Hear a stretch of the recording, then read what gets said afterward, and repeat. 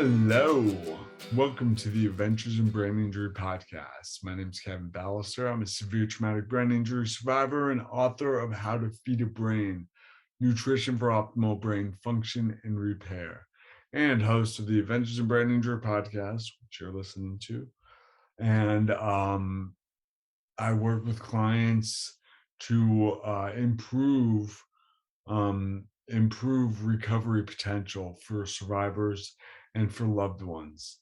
So if you have a loved one in a medical crisis or going through recovery, or if you had a concussion or TBI and are looking to optimize your recovery, give me a call. Hit me up, feedbrain.com/consult. So today I'm super excited. We're having Dr. Scott Solomons on the podcast, who's just an extraordinary dentist. He has all of the credentials, part of like 100 societies and whatnot. And he also treats beyond just the mouth. Like, why am I having a dentist on? Well, the mouth is connected to everything in the body, right? If we are breathing, or if we are eating, or if we're drinking, what does it go through? It's going through our mouth. And it's also systemic. Like, if we have problems with our mouth, it's going to affect our entire body. So Dr. Scott Solomons looks at the entire patient, not just the mouth. He's looking at the entire patient. So he knows a lot about dentistry, of course, but he also knows about digestion, and he knows about the gut microbiome and the oral microbiome. And he knows about cardiovascular risk and markers in the blood that show how the system's doing, because it's all connected. The foot bone's connected to the knee bone, whatever the song is. So yeah, it's all connected. I'm super excited for this episode, and I hope you enjoy it. If you're enjoying these, leave a review on iTunes.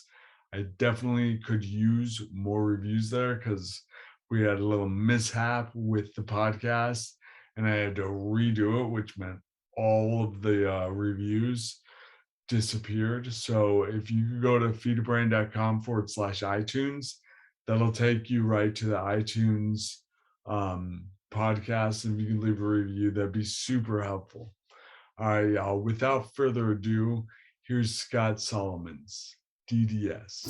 Today, I'm super stoked to have Dr. Scott Solomons, DDS. He's a dentist, and what a just amazing human being. I just love. I love your style, man. Well, thank you. I feel the same about you. We had a great time. Yeah, we had a great time. But Dr. Solomons is, he's been part of the Dental Associates of Connecticut since 1989, adding functional medicine to his practice 6 years ago, which is really awesome. So we're going to be talking about that. Mm-hmm. And it's sort of a ancestrally based functional medicine approach, which I think is also very, very helpful. Yes. And what I think is, and he's part of like a billion societies. And I got to learn from these folks. I ain't that smart. I gotta hang out with smart people like you. But one of them that I really like is the Airway Health Solutions Residency. Oh yeah, pediatric and adult airway dentistry. Oh yeah, we're going to talk about that. There was some other stuff that American Academy of Physiological Medicine and Dentistry. So how this affects our physiology, and the International Association of Oral Medicine and Toxicology. That's a big one. Yes, that's a big one. People know that one. Yeah. and of course the Weston A. Price Foundation and the Pottinger Nutrition Foundation, which we have. I mean, that was huge in my recovery. Oh, Both great. Weston A. Price and Price Pottinger, like Hmm. their work is phenomenal. So, Oh, absolutely. yeah, yeah, Yeah. man. This is before science got so politicized, and you're allowed to kind of have theories, and people were allowed to agree with them, disagree with them, and it was still a conversation. Right? You have a conversation without Yeah, being canceled, and yeah. yeah, yeah, and censorship and all that. Yep. Welcome to the machine. Yeah. Pink Floyd is one of my favorites, by the way. What's that? Pink Floyd, they have a Oh song, man, "Welcome to the yes. Machine," one of my favorites. Nice. Good, good. Glad you caught that reference. Mhm. Yeah. So let's dive in, man. I Let's mean, go. you kind of recognize how dentistry, how oral health, and also how ancestral wisdom, how our body, I mean, the same thing we ate 10,000 years ago probably would support us pretty well today, wouldn't it? Going out on a limb there, my friend, but I agree. So, all right. So tell me, how did you get into dentistry? Yeah, well, it's kind of I'm a nerd, I guess. You know, when you get into high school and they do that test, sort of where your aptitudes are and your attitude and your predilections, and it came out dentistry, and I was kind of like, well, that's not cool. Dentists aren't cool. I can't do that. And I kept taking the test over, thinking I'm maturing and changing. But I guess the fact of the matter is, I think my personality was set from the get go. So I always wanted to help people in the health profession. That was a big thing.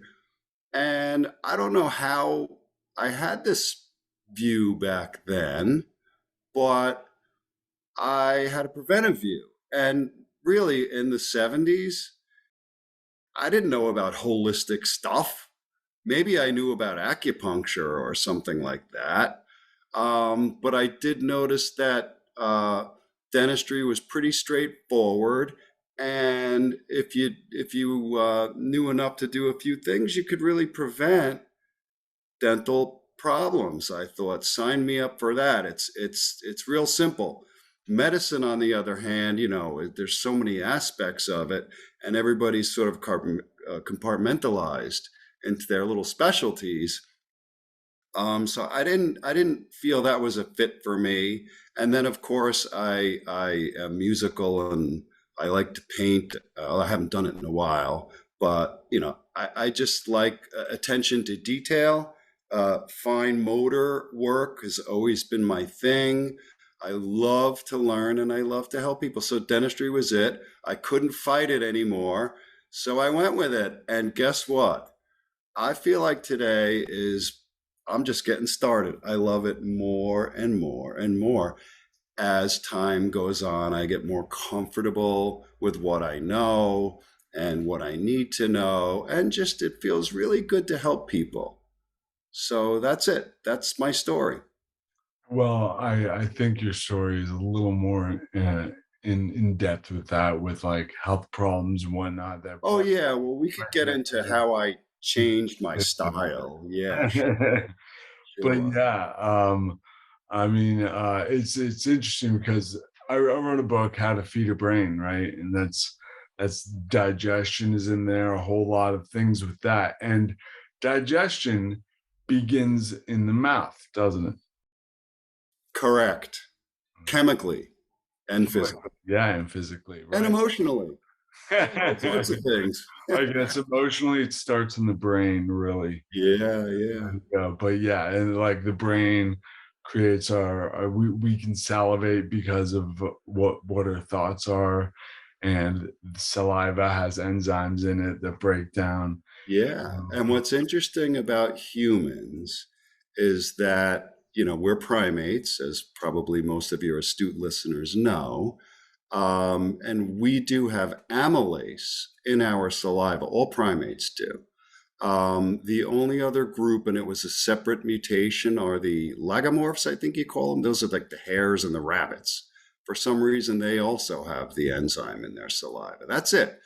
But humans, of all primates, have multiple copies of the amylase genes. We can have up to 15 copies. So some of us can really break down complex carbs. The carbohydrate in wheat, I believe, is called amylopectin A, and it's chains of sugars. And when a pretzel sticks to our teeth, within a few minutes, our saliva is very capable, some more than others, but all of us, very capable of breaking that down right into glucose, pure sugar. So I don't think people and a lot of dentists and hygienists realize that there's not a big difference between sugar and just other processed carbs because we make it into sugar pretty quickly starting in the mouth.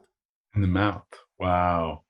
Wow. Yeah. So the same thing with processed carbs turn into sugar immediately. I Yeah, and I like to use the term dense acellular carbohydrate. And what that means is carbohydrates locked within plant cells are fine. But once we basically dissolve the rest of the plant and we're left over with mostly, I guess, a white pile of powdery carbs, all bets are off. It's dense, it's outside of the cell. And as you know, we can't digest fiber. So plants have cell walls that basically are cellulose that is indigestible. So when the carbs are locked inside the plant cells, other than trying to pulverize the plant with our teeth to liberate some of the carbs, we don't really liberate vast amounts. So the germs in the mouth end up fermenting those dense acellular carbohydrates. And two things happen. One is they create acid from the sugar, and Mhm. it's the acid that acts on the teeth to melt out the mineral. They literally melt the teeth. So when enough mineral is melted in one particular area, you get a little hole, and that's what a cavity is. The other thing is it changes the behavior of the bacteria. We have hundreds of different kinds of bacteria in the mouth, and some can get really at misbehaving pretty bad, and they create toxins which cause inflammation of the gums. So I ask you and your listeners, what other body part gets regularly swollen unless we have some kind of ritual with brushes and funky strings and chemicals like fluoride and visits to a special doctor to keep that away? There really is no other body part. But a lot of us just think, well, the mouth is supposed to be swollen if we don't do all that stuff. And that's far from the truth. Super interesting. I love how like unconventional of a dentist you are in many different ways, because that's absolutely true. And I love the ancestral approach on things. What I would often say is food that almost never goes bad, almost never goes good. Like what we do is we get food fresh, we eat it fresh, and like there you go. I like And it. it was with the with the industrial revolution that so much changed. Like, did we ever have refined carbohydrates before the industrial revolution? No. Well, there was one instance that I know of 14,000 years ago in Morocco. So this would have been the Stone Age or the Paleolithic era. And everybody thinks, if you eat paleo, you're going to be healthy. But for some bizarre reason, these people had some kind of technique. They were actually, I'm guessing with mortar and pestle, just with hand tools, processing acorns, and they had terrible teeth, missing teeth, decayed teeth, gum disease. It was really awful. That's the only exception I know of. That's interesting. All right. Neanderthals had much better body composition than many of us today, right? I show a slide. It's got the evolution chart, man evolving and getting big and strong, and then there's a fat guy holding the can. Yeah, yeah, I know that one. Yeah, he's seen it with the big thing of Yeah, soda, and it says, "Go back. We messed everything up." exactly. And I think that's really Yeah, a simple way to think about like yeah. how we can live and be healthy. pretty simply for our brains and bodies. And so what's really interesting, like actually what when did cavities start being a thing? You brought up the Yeah. Paleolith, the people with horrible teeth. Where was that again? Right. And that was about 14,000 years ago. And they surmised that around maybe 12,000 years ago, we went into the Neolithic period where some people were farming. Not all. They think it started somewhere maybe in Turkey, and it happened separately in different regions. I think the Middle East would have had like barley and wheat and things like that, and in Asia it would have been rice, and of course in the New World it would have been more recent, but it would have been corn. So when we basically they're all variations of grass, but so they had to process those foods. They had to get rid of the husks and crush them up with the mortar and the pestle and mills and all that stuff. And again, that's when they finally liberated the carbohydrate outside of the plant cells. Again, that dense acellular carbohydrate that Ian Spreadbury talks about. And I just kind of piggyback on that. And that's when we started getting tooth decay. So somewhere, 12 to 8,000 years ago. And really the first crops were not sugar beets and sugar cane. So this idea that it's sugar more than anything else, I have real smart colleagues that would say that sugar is the worst. And maybe it is, but maybe it's not, because there's a formula for tooth decay. We're all going to have plaque in our mouth. There's nothing we can do about it. Go to the dentist every day and get it scraped off back within 24 hours. So that's always going to be there. Can we limit it? Sure, by brushing and flossing. But you got the plaque in the mouth, you have dense acellular carbohydrates, and then you have to have a time component. So let's say you have a tea, but you guzzle the thing in 3 seconds. It really wasn't in your mouth very long.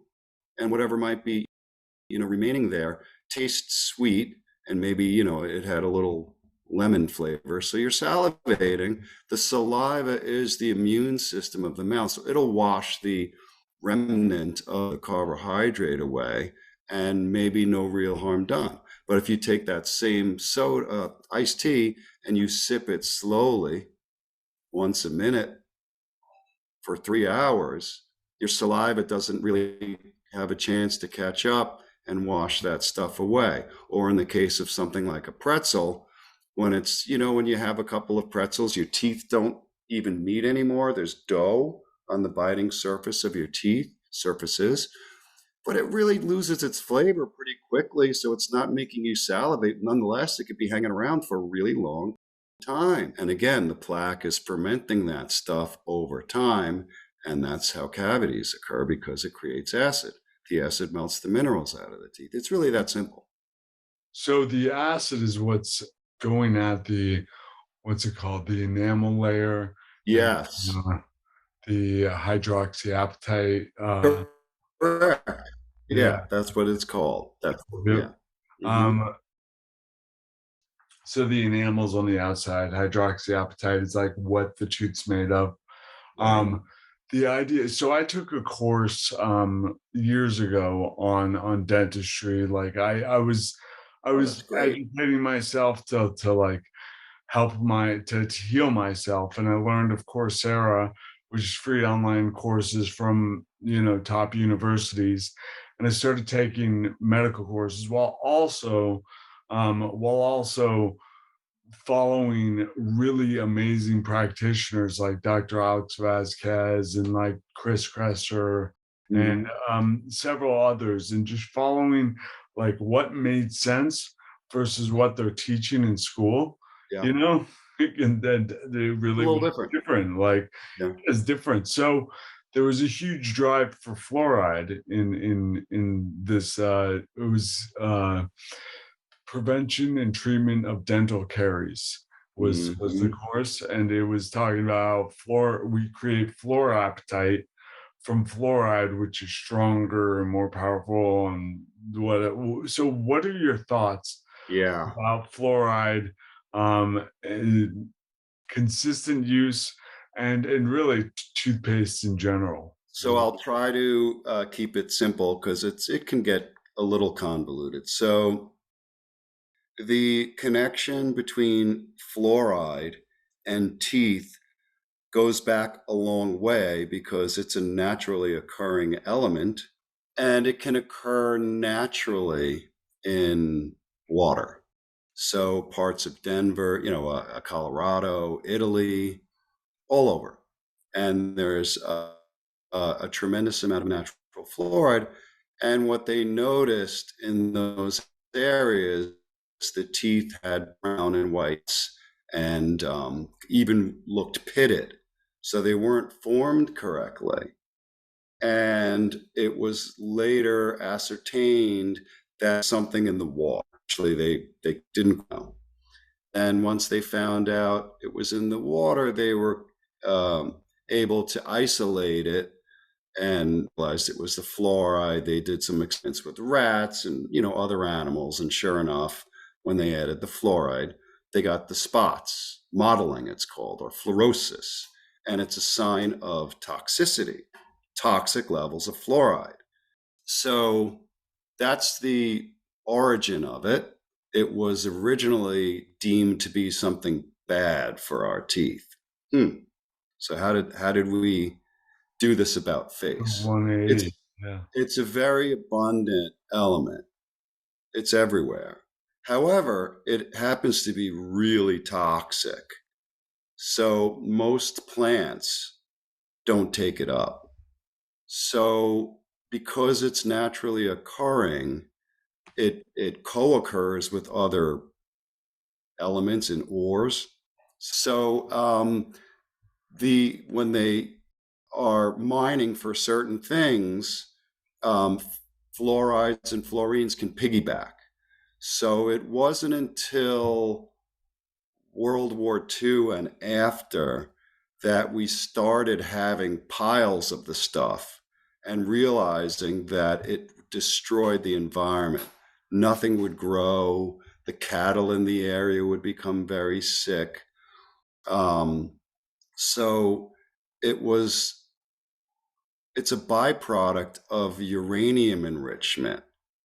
So World War II, the Manhattan Project, right? So they had all of a sudden a lot of leftover fluorides and fluorines. And that's when they realized, wow, this stuff is pretty potent. They couldn't bury it anywhere because it was just so toxic when it was concentrated. Let's back up a little bit. The Manhattan Project. So what was that exactly? That was when they were trying to develop the atom bomb in Okay. World War II. The And they process. did a lot of the work at University of Rochester, and there are underground tunnels in the University of Rochester. Look it up. There are books written about it. They did some nefarious things because they wanted to, figure out the toxicities of plutonium and uranium, and they exposed people, and fluorides and fluorines. They exposed people, our government.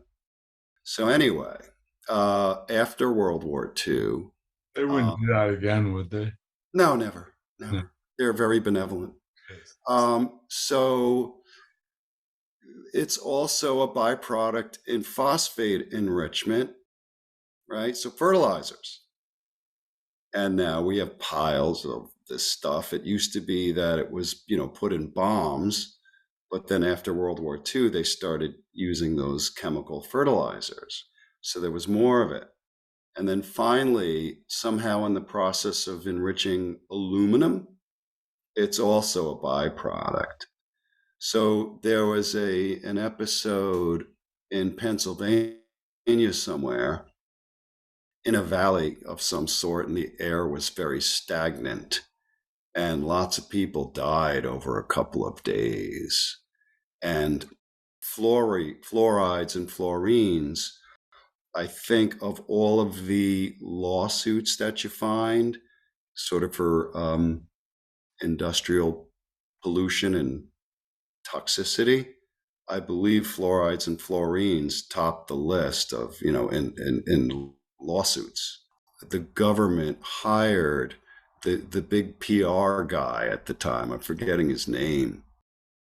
And what they realized, well, they can't concentrate fluorides and fluorines, but if they try to distribute it to where it's not so concentrated and make it seem like it's good for you, that might be a thing. So I don't think it was Newburgh. I always thought it was, but I think there was another town they tried it in first. They put fluoride in the water, Newburgh, New York, and they compared the teeth of the children to a nearby town called Kingston. Mhm. And it looked like there were less cavities. So, all of a sudden there was some scientific data saying that fluoride's good for you. Mhm. But up until that point, there really wasn't. And so now we have, vast amounts of fluorides. Most of it today, the kind they add to the water is like from the scrubbers and smokestacks and stuff. So it's not pure. It's not like anybody's purifying the stuff. It's just the industrial remnant that they get from scrubbers and things like that. So those spots I was telling you about, the fluorosis and mottling, it's called mottling, mottling, um, occur. I think at least 50% of kids in certain areas, possibly more, have this situation where they have white spots and potentially white and brown spots on their teeth. So now, if it's pretty normal to see people with spots on their teeth, can you really blame it on the local uranium enrichment facility or the, Alcoa or whoever's making fertilizer? Not really. So that's a theory.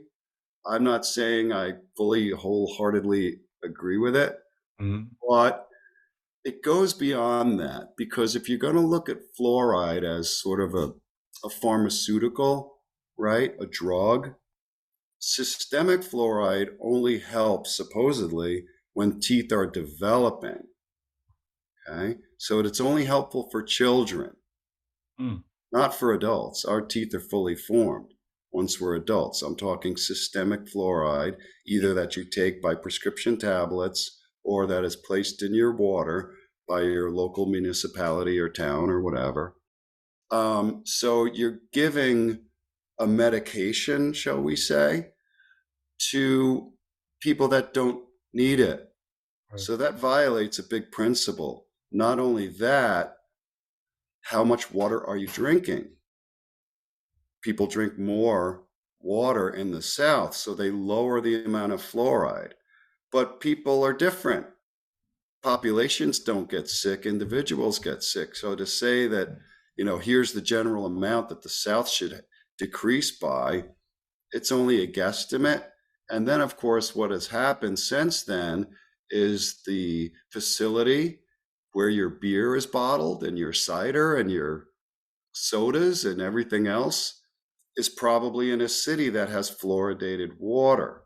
So you're not just getting it from the municipality, from your tap, you're getting it from everywhere else, including toothpaste. And if you look at the tube of a toothpaste, it has a warning: call poison control if your child ingests too much of it. Right.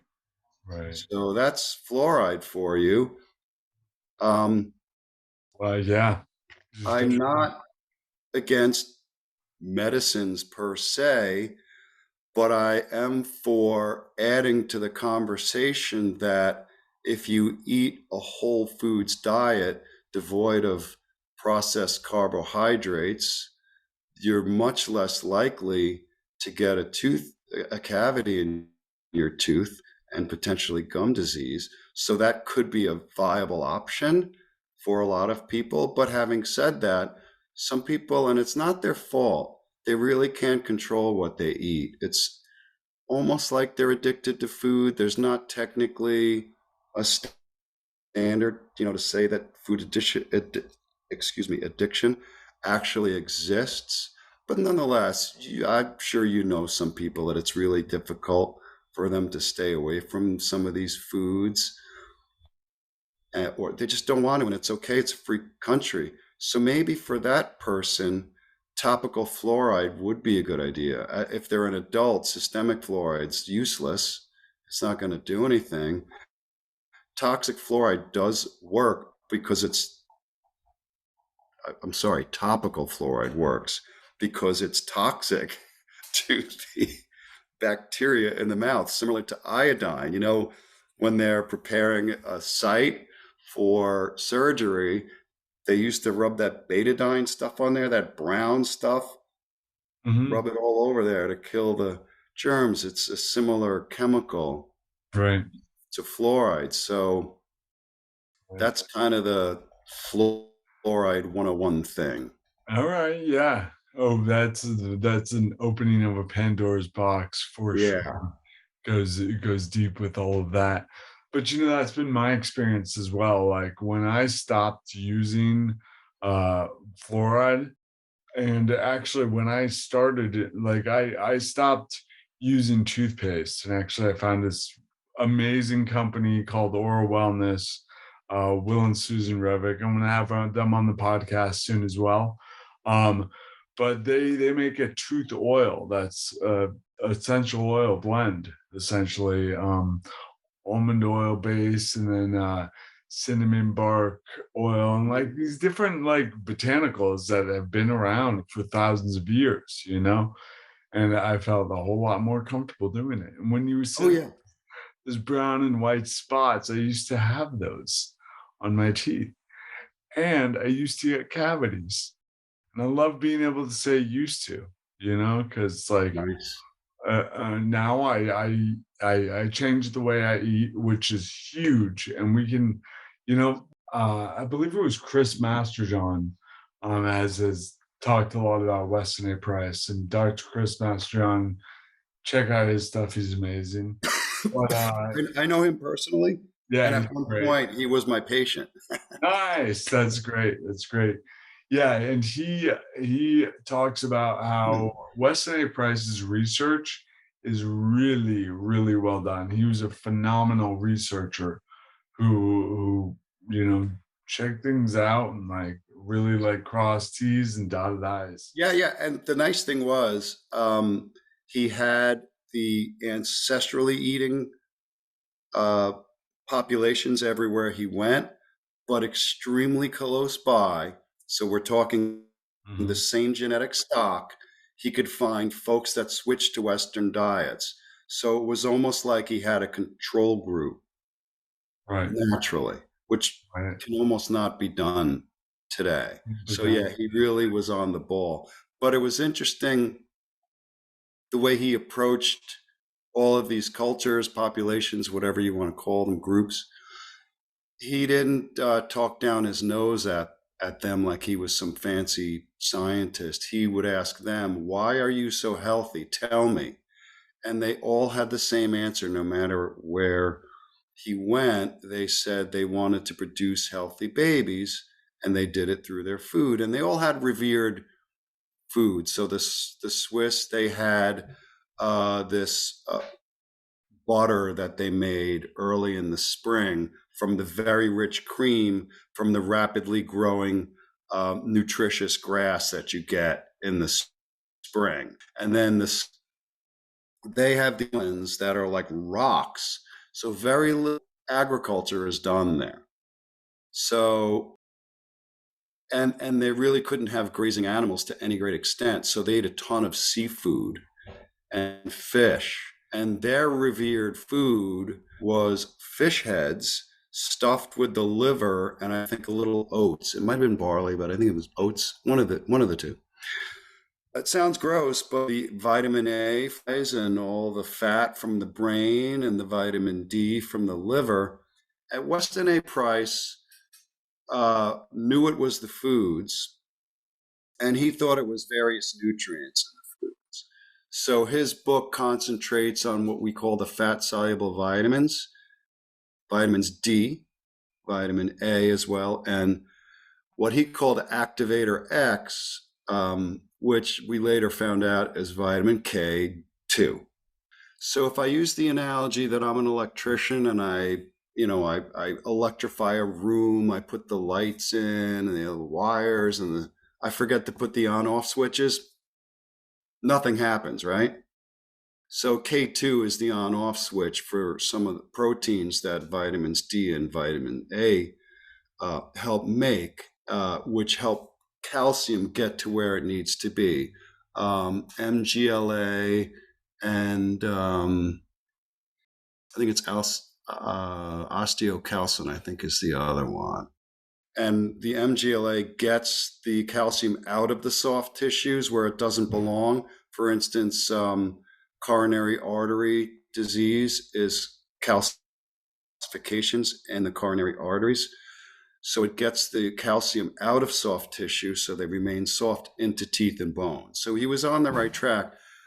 He didn't really speak too much about really what we know now, and that it's the natural whole foods that they were eating are much harder than modern foods.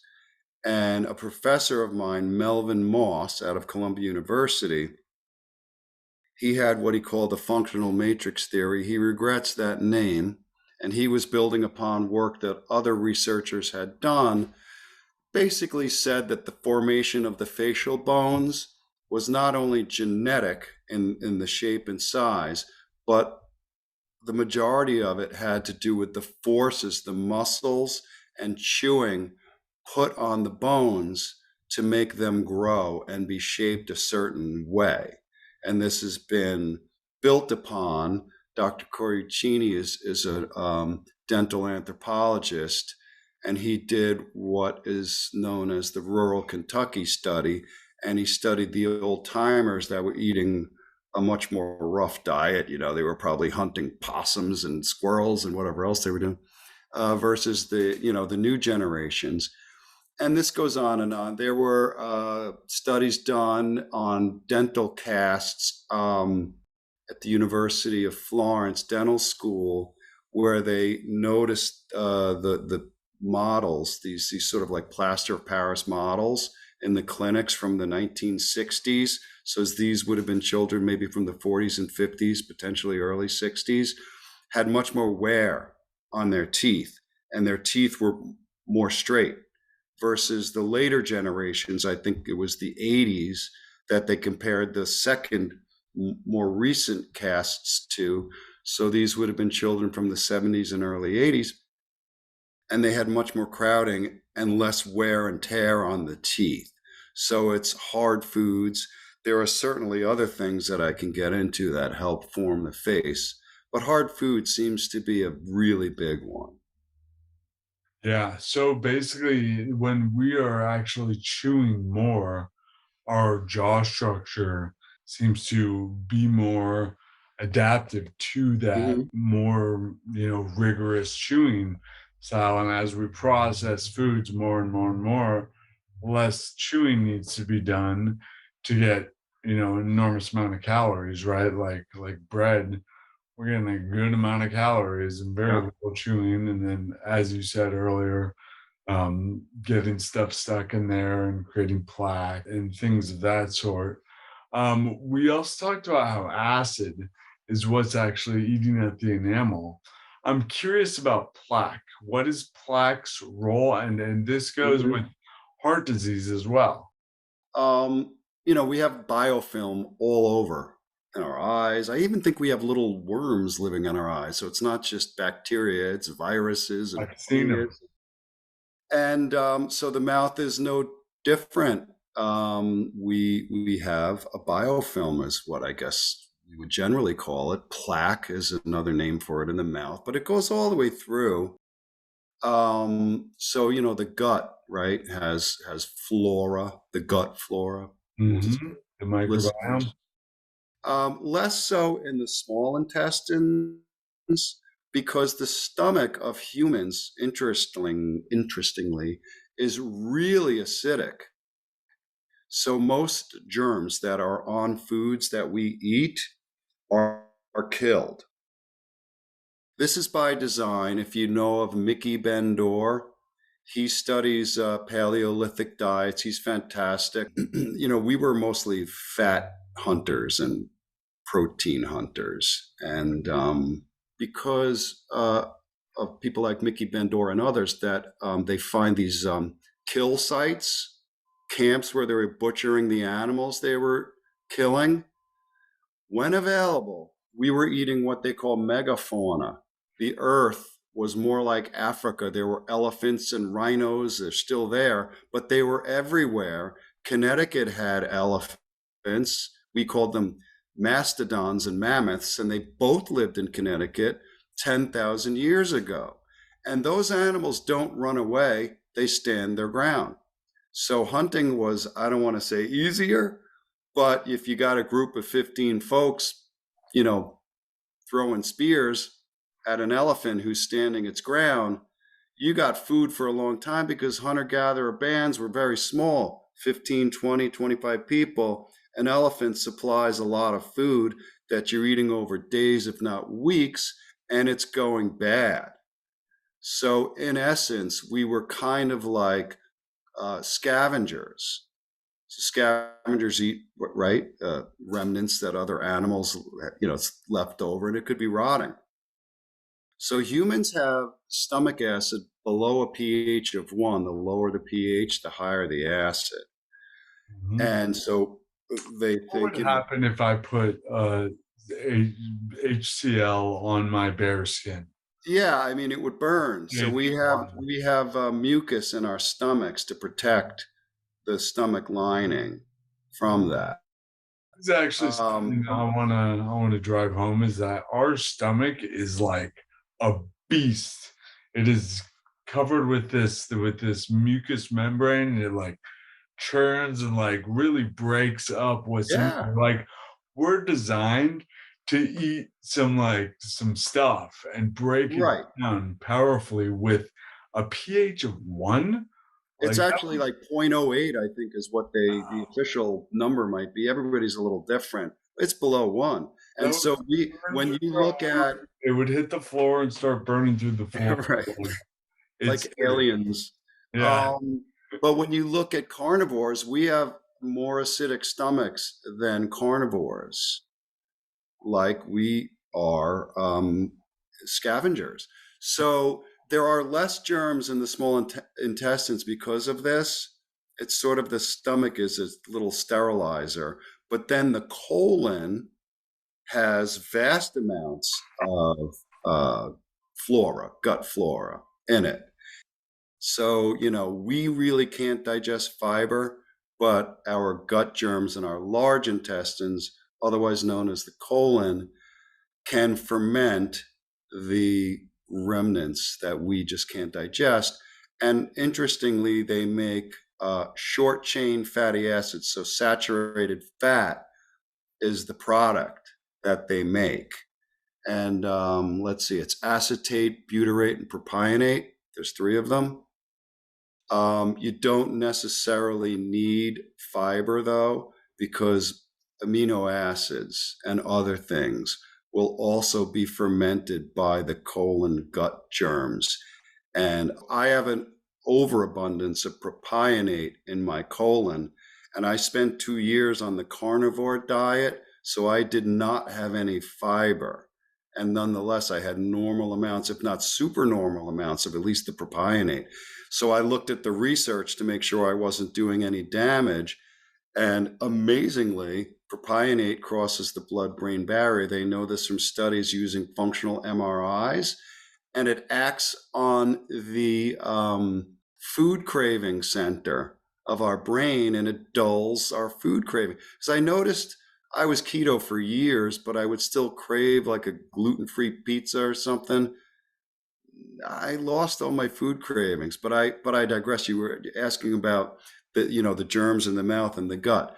So we have a lot of germs in the gut. They are our best friends, and there's evidence that changing them can change the way we think and our health. So there's a word called dysbiosis that your listeners may have heard. It just means that the germs are misbehaving in the mouth and in the gut. I like to use the analogy that there's a class of like the best students in the world, and somebody sneaks vodka in, and not all the kids are going to drink it, but maybe three or four of them, are taking little nips, and they start misbehaving, right? So it's the substrate that all of a sudden they're, imbibing, whatever you want to call it. It changes their behavior. So this dense acellular carbohydrate changes the activity of the germs in the mouth, and they start producing toxins. They're called lipopolysaccharides. The composition of the colonies change, and certain troublemakers become more numerous, and other ones become less numerous. The biodiversity goes down, as they say. And these toxins on a local level, these lipopolysaccharides, cause swelling of the gums. They're toxic locally. But if they're around day after day, week after week, month after month, year after year, the gums start breaking down and losing their integrity, and they start bleeding. People commonly come in and say their gums are bleeding. So now these lipopolysaccharide toxins are able to access the bloodstream directly, and they're called endotoxins, inner toxins, and they circulate throughout the bloodstream, causing low levels of chronic inflammation. They get everywhere. So that's the mouth, but then we swallow this food. Now, this food's not doing us many favors in the mouth. Does it suddenly give up and become friendly just because we swallowed it and subjected it to the stomach? No, it doesn't. Yes, we will kill the germs on it if our stomach acid is high enough, but Unless those we're processes, taking PPIs or antacids, right? well, that's a whole other thing, yes. So people take stomach acid lowering medications that are not meant to be taken for more than 45 days, because then you will cause GERD. You will cause an overgrowth in the small intestines of the bacteria that don't really belong there in any great numbers. Now we're feeding them these same processed carbohydrates, and they're fermenting these carbs just like we did in the mouth, and they're causing gases to build up and inflammatory components and toxins that cause a leaky gut. So what I described is a leaky mouth, really, because the gums swell and the toxins get access to the capillaries and therefore our blood supply. Okay? Well, the same thing happens now in the small intestine, and we get what we call a leaky gut. And the same thing happens now from the mouth and the small intestine. So there are tests that we can do to look for the presence of certain germs in the mouth that might indicate that you have problems. And you could correlate those to changes in the gut. Because if there's changes in the gut, there's going to be changes in the mouth. There's changes in the mouth, there's going to be changes in the gut vis-a-vis our bacteria, the makeup and the behavior. They're really one and the same. It's the same canal. But if we have a leaky mouth and a leaky gut, these things are getting in and causing chronic inflammation throughout the body. There are studies that show that P. gingivalis, the germ that causes gum disease, is found in the plaque in the heart and also the plaque in Alzheimer's. And they create what's called gingipains, which are these proteins that destroy the brain. They're actually working on agents that might negate these gingipains. But these germs get everywhere, and their toxins get everywhere. And wherever, the particular person's weak point is, maybe that's where it hits. Maybe they have weak joints, and this chronic inflammation causes them to have arthritis or achiness. Maybe they have, a weak heart, and it causes heart trouble. Maybe it's their brain, their cognition. It goes on and on. So it's my considered opinion that the modern chronic inflammatory diseases are mostly coming from the gut, and the mouth is part of that. there's so much there. It begins in the mouth too, which is why I'm really excited to have you here. It begins in the mouth, then the gut, and you have a leaky mouth, you have a leaky gut, and you have a leaky gut, you have a leaky brain. You have a leaky brain, it exacerbates that, and you're gonna have leaky lungs, leaky like all your barriers. Every yeah, And I think this is cool to understand is that there are certain ways in which stuff from the outside accesses our organism. One of them's pretty obvious through our mouth, what we eat, what we drink, what we put in our mouths. Also, what we breathe, also what we put on our skin, and for females, vaginally. Extremely important seeing what we're doing there. And all of those have barriers, and all of those barriers can be breached. And when they are breached, when something systemic happens, then when toxins go systemic, we start breaking down all of these barriers. So again, I'm really excited to have you here because it starts in the mouth. And what starts in the mouth it absolutely includes our food. And that's something I think is really cool about Weston A. Price work because he was like, what are these guys eating? You know like why are the children here? It must be something they're eating. What a crazy concept. It might be the food.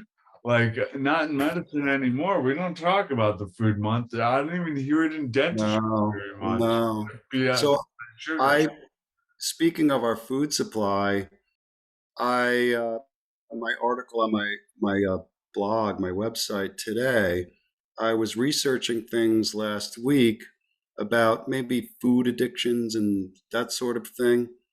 But in some of my research, I came upon a report done by the United States government going back to 1970. We actually, according to the United States government, eat a little bit less dairy.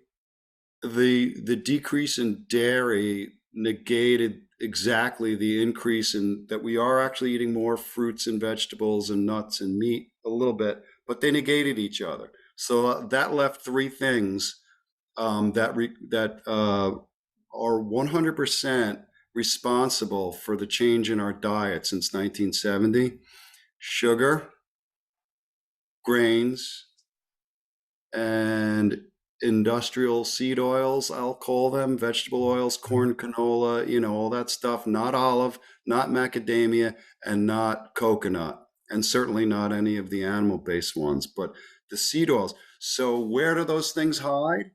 In processed foods. So we are eating, according to the United States government, from 1970 to 2014, over 300 excess calories because that stuff is calorically dense and nutrient poor. I dare say it's not really food. So I believe that it's not acting on our satiety centers the way that real food would. So it just, the stuff sneaks in there. So my take on this whole thing was that it's less food addiction and craving, and it's more of just mindless eating, shall we say. If we're not careful about what we're really thinking about, what we're putting in our mouths, hundreds of calories a day are going to sneak in there, and they're kind of devoid of any nutrients. And nutrients really are the building blocks. Sugar, you can't make skin out of sugar. You need nutrients. Are we just lazy overeaters and we're all weak? I don't think so. I think that most of us are just not really thinking too much about it. You go out, you have your bagel in the morning, you have your sandwich at lunch, you have your pasta at dinner, and you don't think about the fact that maybe 500 calories of really dense acellular carbohydrates, very inflammatory seed oils, and some excess sugars crept into the diet that aren't really doing us too many favors and potentially harming us. Absolutely, yeah. Is I think the way I think about it, it's like we we were hungry, right? And so we see on TV, go to McDonald's and get a burger, right? Okay, so you go to McDonald's, you get a burger, which is devoid of nutrients. And so you're not really hitting those satiety centers. Right. So you're still hungry. Mhm. So you go do what you habitually do, which is go to McDonald's, get a hamburger or whatever, It or gets better than this. chips or whatever, right? I specifically wrote about McDonald's, not to throw them under the bus, and Starbucks. You go get one of those latte things, the caramel macchiato, Yeah, whatever, the sugar bomb. and it's like 400 and some and then, let's say you do go to McDonald's, I'm going to have a salad. Well, guess what? That packet of salad dressing, it's That's industrial real seed seed. oils, Yeah, and it's 5 teaspoons of that and 3 teaspoons of sugar. yeah. That, you're thinking you're doing a good thing, but you wouldn't dream of guzzling, like, having a plain salad, then taking your corn oil and like, lick, lick, lick, lick, Right. or having 5 teaspoons and then going to the sugar bowl and going 1, 2, 3 teaspoons. Yeah, that finishes up that meal nice. You don't even think about it. So it creeps in there. And I have to tell you that as much as a dentist would tell you that processed carbs are the big problem, I'm really talking about the mouth, and yes, our metabolism for sure, with the insulin sensitivity and all that. But those industrial seed oils, canola, corn oil, sesame oil, it doesn't matter. They are rancid, they're readily oxidizable, and we don't know not to use them as building blocks for the body. So we're building all kinds of parts of our body, our cell membranes and inflammatory mediators, cytokines, and all that stuff, out of these, what are essentially omega-6 oils. Now, they're essential, but in small amounts, as are omega-3s. But because of all this excessive seed oils, we're getting so much omega-6 and we're incorporating it into our bodies and into our fat cells, and it's just oxidizing everywhere. We're oxidizing ourselves. We're literally making our building blocks out of things that are sort of smoldering, Mhm. and that's a huge thing. When you look at obesity trends and heart disease and diabetes trends, two countries come to mind. The first one would have been Japan after World War II. When we decimated them, we had to build them back. They were pretty much 85% highly processed carbs. So white rice, polished white rice, is considered a highly processed grain. Okay? 85% of their diet was carbs. They had no obesity, they had no diabetes, they had no heart disease. We lowered their processed carbs, bringing in whatever we brought in, Kentucky Fried Chicken and all that stuff. We lowered their processed carbs. We raised their industrial seed oil. Their heart disease, diabetes, and weight went up through those things, right? If processed carbs are going down, why was heart disease going up? What else was going up? It was those processed industrial seed oils. China, much more recently, the same. They're eating way less carbs. Again, mostly it would have been in the form of polished white rice. Might be eating more wheat and things, but less carbs. But their weight and their diabetes and their heart disease has gone through the roof. So again, what piggybacks on your Fig Newton? If you look at your Fig Newton, yeah, maybe the first ingredient is some kind of wheat, but the second thing is going to be some kind of soybean oil. Soybean oil is the biggest culprit out of all of these oils. Exactly. So I have a downloadable nutrition guide, feedyourbrain.com/fat, that spells out the healthy fats and the fats to avoid. And as usual, like really avoid them. They're pretty bad. I mean, avoid Trans them. fat, absolutely zero. Ugh, yeah. Like those are awful.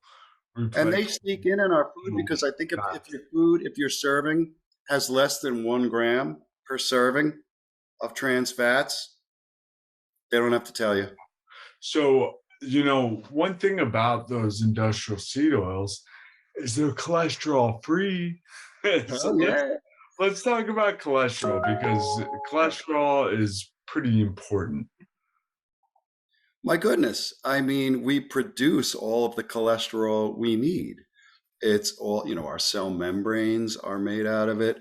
Most of our hormones are made out of cholesterol. In And between here we are. between each and every neuron and dendrite or neuromuscular Yeah. junction, cholesterol, cell membrane. Without it, we're dead. Without it, we're dead. And somehow, this material that we make freely is is a stupid move on our part or on our body's part. Um, and then when you look at the stats, nothing holds up. The Framingham Heart Study is probably one of the biggest studies that's ever been done. It's ongoing. There are millions of people in it. And they frequently cite the Framingham Heart Study when it comes to cholesterol, and nowhere in any of the statistics will you find that this magic number of 200. If your cholesterol is above 200, forget it, you're dead. If your cholesterol is below 200, good for you. You can't find any data that supports any of that. As a matter of fact, the data leans towards the cholesterol being upwards of 250 causes you to live longer. They call it all-cause mortality. So all of the things that can kill us, there are less things that can kill us when our cholesterol is higher, especially over the age of 65. So I ask, why would something that kills us when we're below 65 is all of a sudden helpful? So there's a lot of holes in this story. And I would encourage your listeners to look up the Minnesota study. It was probably the best study ever on cholesterol. They were able to use mental facilities so they could control exactly what the inmates, if you will, were eating. And they pitted I think it was the saturated fat versus the oil, the polyunsaturated. And at the end of the day, the grant they were given was probably to prove that you will lower your cholesterol and have a better cardiac outcome if you switch to corn oil. I think corn oil was the big thing in those days. That's not what the data showed. So they didn't publish the study. The son of the lead scientist, and I forget his name, he found the data and they republished the data. And it turned out that, yes, you do lower your cholesterol by eating corn oil and soybean oil, but those folks were dying of cardiac disease more. Yep, that's I have family members who are concerned about their cholesterol, and of them know that cholesterol is honestly a poor marker, and C-reactive protein is a much better marker. Yes, of course. So again, we talked about full body inflammation, and CRP, for your listeners who don't know, is just a generalized measure of how much your overall inflammation is. And in people with gum disease, it's going to be high. If we get rid of the gum disease, it will go down, etc. I mean, that's the thing. But the numbers, the cholesterol numbers, there are some meaningful numbers. Triglycerides, which is basically the fat that gets carried around in our blood. Again, oil can't dissolve, fats can't dissolve in water, and our blood is aqueous. It's basically like water.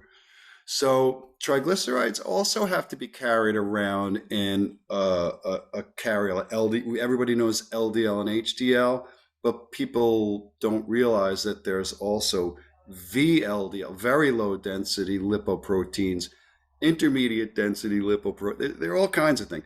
Cholesterol is cholesterol unless it's oxidized. And there are lots of studies that it's the oxidized, rancid cholesterols coming from crappy food, pardon my French, that is causing the damage, the oxidation. But cholesterol is only one kind of cholesterol. It's the particles that they're carried around in. So triglyceride has to be carried around in a VLDL, and it doesn't stay around for very long because it's being delivered. If you're metabolically flexible, the fatty meal that you just ate, the fat is carried in your blood by a VLDL, and within minutes, it's coughed up most of the fat, delivered it to the tissues that need it for energy and building blocks, and it turns into an IDL, an intermediate density lipoprotein, and then to an LDL.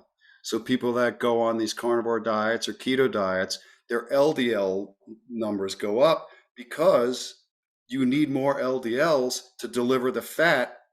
First, they start out as VLDLs. They're full of fat, so they're very low density. They're big balloons, and then they shrink and they become more dense and they become LDLs. But the numbers on LDL cholesterol are appalling. There's really almost no correlation between your LDL numbers and your propensity for getting coronary artery disease or heart attacks or anything like that. But the triglycerides, on the other hand, yes. And your HDL, and again, HDL is just carrying cholesterol, but it's a specific particle of cholesterol, a carrier. Ironically, when we eat high processed carb diets, it gets converted to triglycerides. It gets converted to fat immediately because high blood sugar is really toxic. This is why diabetics are very unhealthy if they don't control their blood sugar. It's converted to fat, which is much more stable. Okay, triglyceride. So how do you get your triglyceride down? You lower your processed carbs. And the ratio between your triglyceride and your HDL, if it's 1.5, you ain't never having a heart attack. Below 2, I think, even below 3 is probably okay.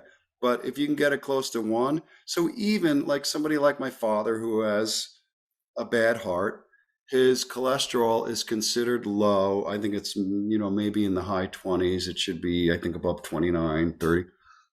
Nonetheless, if he could get his triglyceride down to 60, okay, that ratio of, let's say, almost 30, it's 2. He's not having a heart attack.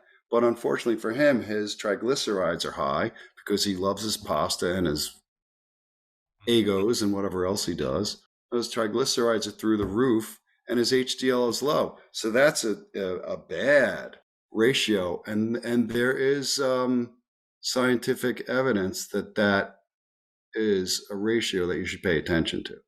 So the ratio of triglycerides to HDL. Yeah. That's the deal. 1-to-1 is what we want, but yeah, I mean, it's ideal. So my HDL at one point a few years ago, I think it was 95, and I think my triglycerides were in the 70s. So it was less than 1. Nice. Wow. Yeah. Wow. I wanted to bring up, I wrote an article about this like way back in like 2013 called Semis and Road Closures, Cholesterol and Clogged Arteries. And I'm basically looking at first of all, that they're the LDL and the HDL, they're not cholesterol, they're carriers of cholesterol, right? And so when we have clogged arteries, it's like having all these trucks on the road, like that aren't able to get these bioactive factors, these very important bioactive factors, which is cholesterol, to where they need to go because roads are closed, right? Mm-hmm. And with these roads, now we have this backup of all these particles, all these HDL and LDL, these proteins that are carrying cholesterol. And that's what we're calling the problem is, oh, it's the semis on the road. Semis aren't the problem. The problem is the road closures. And the road closures is inflammation. That's what that's about. So yeah, you can check out that article, I will. feedthebrain.com/semis. That'll take you there. Cool. Yeah. It's a So great analogy. thank you. Thank you. All right. Well, man, so good. You're such a wealth of knowledge, like of overall health. And that's one of the best aspects of oral health and dentistry, preventative care, and how to be healthy. So let's Right. wrap this up with, like, I don't know, let's uh, at least, let's say, three, four, five things that people can do Yes. to be healthy. I'm sure you tell your patients, like, here are the Yes. things. So I will start off the bat by saying, of course, I treat patients, Right. right? And when I put them in the chair, patients from head to toe, the mouth is not some magical separate thing.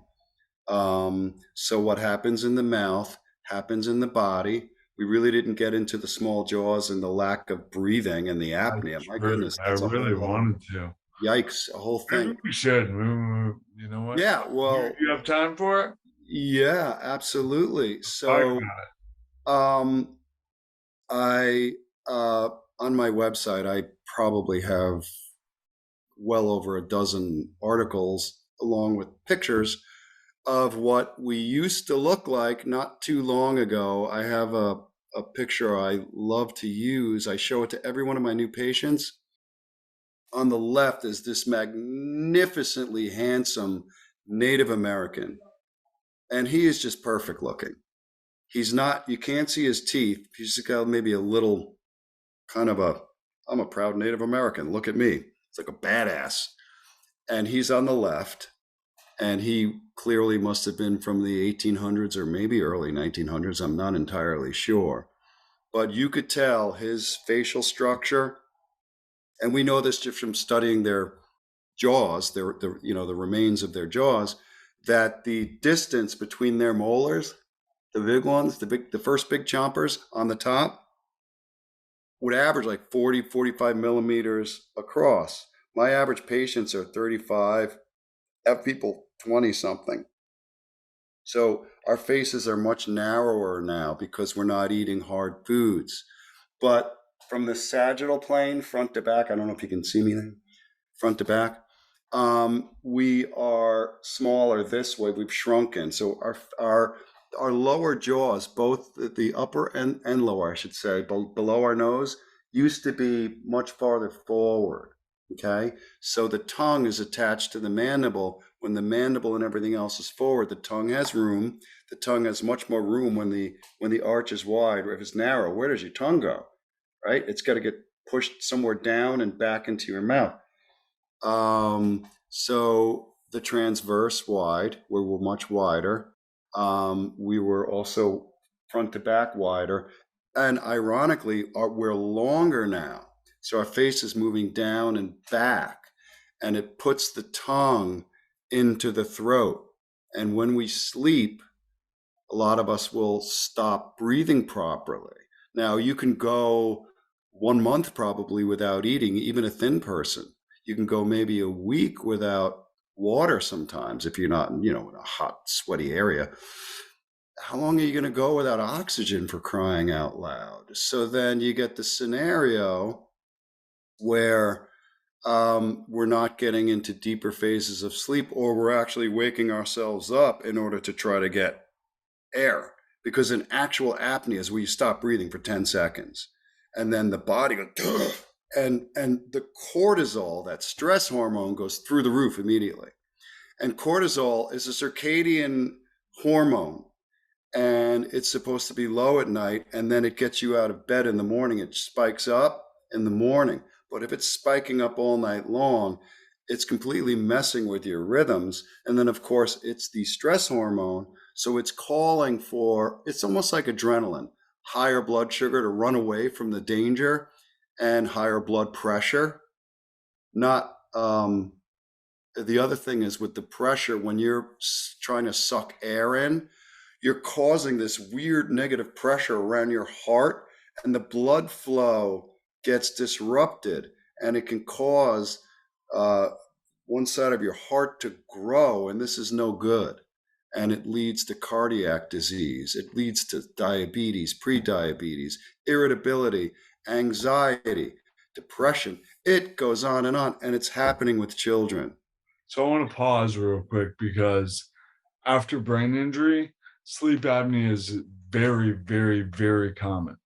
I have what's considered mild sleep apnea, which means that in the sleep study, I stopped breathing for 15 seconds, I think. Well, it's the AHI, the apnea hypopnea index. Hypopnea is poor breathing for 10 seconds.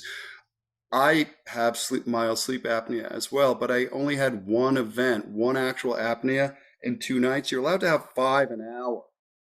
So it's normal to, sometimes not breathe great, but over five is considered a problem, whether it's apneas or hypopneas. So the AHI, apnea hypopnea index, should hopefully be five or lower. Mine was something like 8. So I'm doing Invisalign. My intermolar distance, again, my arch here, was 37. It's actually pretty good for when I measure all my About the difference that, Mine's stretching out to 43. and you're So I'm talking going to about buy my tongue more. Yeah, the molars. Gotcha. That did. So I'm trying to grow it out to 43 just with Invisalign. These are these Yep. clear aligners. Let's see if I can take it out, show your audience. Yep. Yep. A boom. Sorry, I'm gross. Once per week, I put a new one in, and it's just spreading my teeth apart, and I can feel that my tongue, it's got much, much more room. So I'm going to test again, because we can never use our subjective experience. Oh yes, I sleep great. That doesn't cut it. You have to have a sleep test. Most of them are done at home now. They're really easy to do. They're covered by medical insurance. I order them through a sleep physician group all of the time. I do dozens of them. And unfortunately, when I look at certain markers, snoring is a huge one. The doctor that runs the group that I work with, Dr. O'Brien, will tell you that all snoring will turn into sleep apnea. Yeah. Children should not be snoring at all. It's not cute. None of us really should be snoring. So it's a big red flag. Then clenching and grinding is another thing, because again, the tongue is attached to the lower jaw, the mandible. And even if you're not waking up, your brain is telling your jaw to please take the tongue with it and go somewhere. And so this clenching and grinding at night is a big sign that we're probably not sleeping well, and chances are having apneic or hypopneic events, having low oxygen. At 90, cells in the body are dying. At 88, tissues, so masses of cells, are dying. I frequently look at reports and see numbers in the 70s and lower. Wow. It's not good. Wow. So what if we're talking about how to be healthy, because you treat patients, not the mouth, right? Let's get back to that. Yes, thank you for asking that question, because it's near and dear to my heart, my friend. Because if my average patient only comes in twice per year for a cleaning, we spend it 1 hour each time, so that's 2 hours. Okay. There are 8,758 more hours in the year that it's up to them to take care of themselves. So who am I to say, oh yes, it's me, I'm stopping you from getting a cavity and gum disease? No. So that's why I I don't know how many hours I spend per week trying to do research and write blogs to help folks. I'm not selling anything. I think you looked at my book. It's Yeah, free. it's free. I don't want to I want to help people. And I want to help people help themselves, because I don't want you in my chair. When I have new patients, I always tell them, you're my boss. My patients are, and everybody that works with me, they're our boss. We work for them. We're not here to judge them about what they've done, what they need to be doing. That's not it at all. We want to empower them to be able to take care of themselves. And I'm not going to judge them if they don't. I have lots of patients that are overweight and whatever. That's fine. I love all of them. It's great, So I don't just, make everybody be whatever, paleo, or get out. I love these practitioners that kick patients out because they're not flossing or something. It's like, okay, whatever. So anyway, so they're the boss. And I always like to tell them it's really up to them, not me. 2 hours a year ain't going to cut it. Right. So I have this post that I did probably a while ago now, but I call it my recipe for a happy, healthy, vibrant human being. And I think this is the big takeaway. Recipe, I say recipe, think of we're making a cake every day. Okay.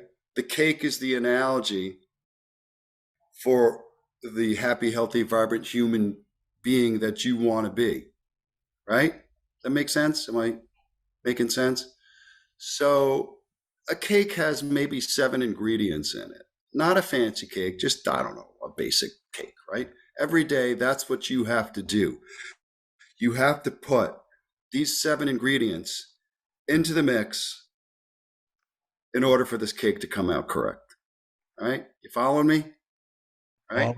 So, what are the ingredients for a happy, healthy, vibrant human being? There are about 7 of them or so. Can I rattle them off my brain? Let's try. Good. Oxygen. We talked about that. Yes. You ain't breathing? I don't know if you look at oxygen as a nutrient, but you can think of it as kind of a nutrient, that we really need it desperately all of the time. I mean, we can't go more than a couple of minutes without it. And certainly low oxygen over minutes and hours is also very detrimental. So oxygen, okay? Nutrients in general. I like the term nutrivore. If you had to say, what's the best diet for you? Carnivore, herbivore, whatever, nutrivore. Get those nutrients. What are they? Well, maybe we're all a little different. If I'm doing a lot of CrossFit, I probably need more carbs than, if I'm doing something else. So it's going to vary, but nutrients, you cannot build skin out of calories, right? You need cholesterol. You need vitamin A. You need vitamin B12. If you can get those nutrients from whole foods, please do. That's the delivery system for nutrients, not a pill. Cave people weren't taking pills and powders and supplements. It's okay if that's what you have to do, but you might be losing something in the presentation. So I like whole foods, and I like using something like a MyFitnessPal or Chronometer to just track. You don't have to do this every day. Maybe just track what you eat for a week just to see where you're netting out. So oxygen, nutrients, sunshine. How many people think that we shouldn't be in the sun for 1 second? A lot of people, right? That's wrong. So whether you believe in evolution or you believe in the story of Adam and Eve, the Bible, all the food's outside. If it's the Garden of Eden, God said, have at it. And the funniest thing is the first order was, don't eat that. Right. Funny. So yeah, the first order that God gave was sort of nutrition. Don't eat that thing. Um, so either way, when we ate that thing, what was the punishment? The punishment in the Bible, we got kicked out and had to start farming and having difficulty having babies. Why would that be? We got skinnier. So the pelvis was smaller. Pretty interesting. So it tells the same story of our transition from hunter gatherers to, agricultural folks.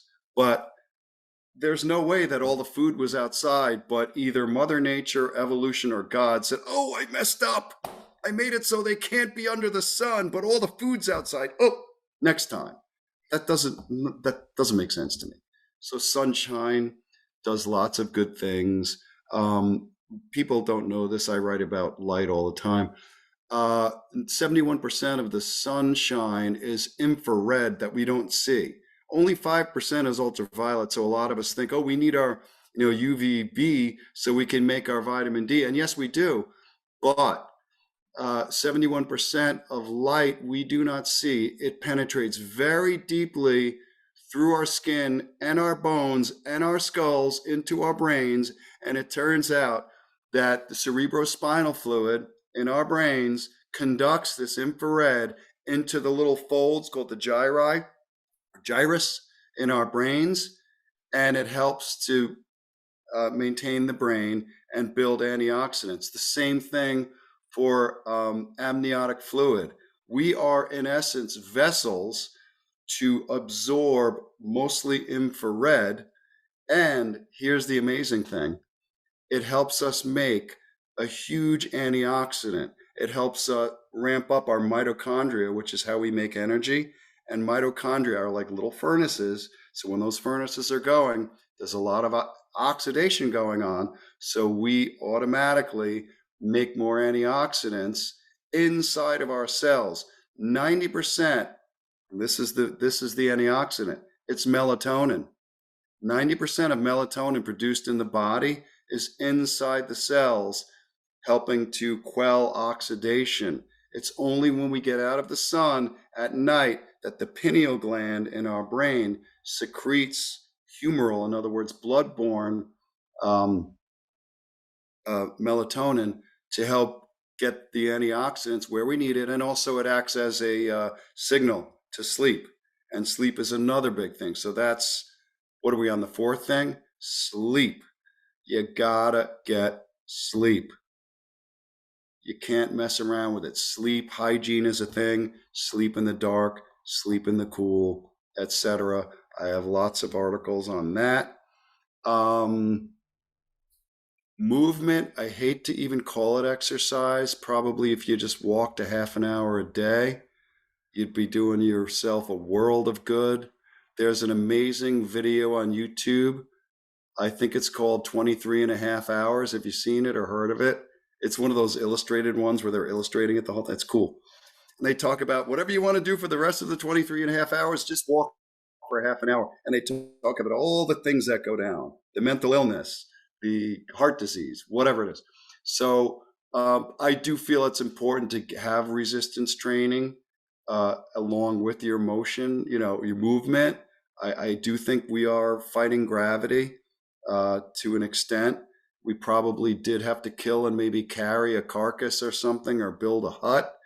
So I think that we do need to lift heavy things sometimes, but movement, sleep, what else? Oh, the biggest predictor of long life, Kevin, is having good relationships in your life, not these toxic folks that ridicule you and make you feel bad. Julianne Lint Holstedt, I think that's her name. She did a really amazing study, and she concluded that the biggest predictor for long life, it's not losing weight, it's not quitting smoking, it's having meaningful people in your life. So that's why I love connecting with people like you and sharing ideas and just, trying to make the world a better place and feeling the love. I got you, That's man. that's it. That's actually what my experience has been working with survivors and loved ones of those who have have a loved one in a coma or in a serious situation is that the greatest predictor of a successful outcome is the community, is the communal support and the relationships that they've Yes. cultivated. Yeah, it's really the most important thing. And it can be difficult because you can be giving the love and support that you know is necessary to your loved ones, and they may not take it that way at all.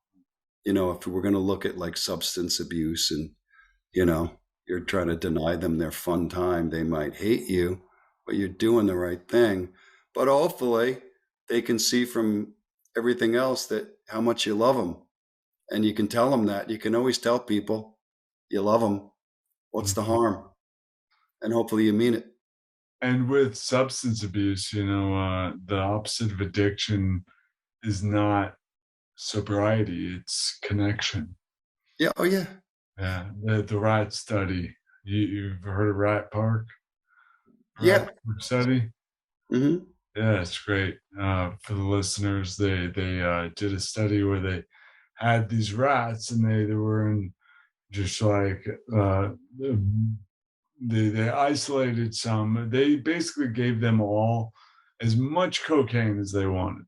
Hmm. And they had one group that was isolated, another group like after they were isolated and they were hooked on cocaine. They gave them this beautiful park to like just hang out with each other and play together and all that, and they could still have all the cocaine they wanted. And the amount of cocaine that they had went way, way, way, way, way down Yeah. because they were Yeah. connected with each other. Yeah. Exactly. Yeah, That's it. They call it oxytocin, I think, right? The feel good yeah, hormone. yeah. It's awesome. Yeah. So that would be my big takeaway for today of all the things we spoke about. And I could talk to you for another 3 hours. Um, Yeah. just let's try to get along with each other, support each other. We're not all going to be the same, nor should we be, but we should help support each other and spread the love. That's what I say. Yeah, yeah. Turn Yeah. down the cancel culture. Turn up the love. Yeah. That's what's up, baby. Yeah. Well, cool, man. So good to have you on. Where can people learn more about you? So, very simply, Dr. Scott Solomon. So it's Dr. Not spelled out. Scott Scott, and then my last name's weird. It's like Han Solo SOLOMONS.com.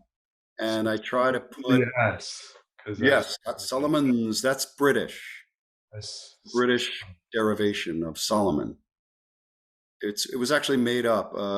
Maybe like a great great grandfather. He was Dutch. His name was, I think, Samuel Solomon. Salomon was his middle name. Van Vieren, and he moved to London and he wanted to sound more British, so he just dropped the Van Vieren. But the way the British spell Solomon is that way with all the O's and the S on the end. So that's how I got my name. nice. Love it. Cool. Dr. Scott Solomons .com. DR that is. And That's it. And probably then on social medias. I do have stuff at Dr. Scott Solomons, I think, here and there. I have Mhm. a, professional Facebook page, Scott Andrew. Otherwise, find me on Facebook, Scott Solomons. I Cool. usually have that post I try to do once a week. I throw it up on Facebook Nice. for the three people that want to read it. Right, Uh, right, yeah. And then, right. We'll Dental expand that. Associates. My practice name I is was Dental. reading some of your articles. They're fantastic. Well, thank you. Yeah, yeah. I We need to get probably, to talk about vitamin D or yeah, all that stuff, but I probably use my patients and friends as fodder for my next idea. Somebody will ask a question. I say, oh, it's a good question. Let me research it and I'll get back to you. And then it comes out as a blog or something like that. Sometimes I'm curious about something. I hear something. But dentalassociates.us, that's my practice. So that's another place to find me, but I don't like blog or anything on there. That's just like where I am and whatever, that sort of thing. And that's in Connecticut. Yes, I'm located in Connecticut. Nice. Yeah. Good. I really love how you take the whole patient approach, and so appreciate. We will connect again soon. And yeah, I'd be happy to help you out, Kevin, as always. Yeah. And I had a ball today. Yeah, likewise. Like I said, I would love to do this again if you think of any more things you want to talk about. And I have 1,000 I'd love to talk about. Yeah, good. Let's do it. And speaking of sun, go to the beach. All right. You know what to be doing today. Absolutely. Need my sunshine. That's one of the 7. I don't know if I got to 7 things. Maybe it's 6. I don't know. I don't know if you did. I'll have to check it out. All right. All right, man. Take care, my friend. Talk soon, brother. Bye now. Adios. Boom. Well, I hope you liked that interview as much as I loved, hanging out with Scott. Really, really amazing human, as you see. Go to his website, check out his work. He's doing really cool stuff. DrScottSolomons.com. That's DR. And check out his work. He writes great blogs, and he's all heart. So thank you guys for sticking around. If you're enjoying these podcasts, you can throw $1 in the proverbial virtual tip jar. Head over to patreon.com/AIBI for adventures in brain injury. And that's what we got for you today. So we'll see you in the next one. Till next time.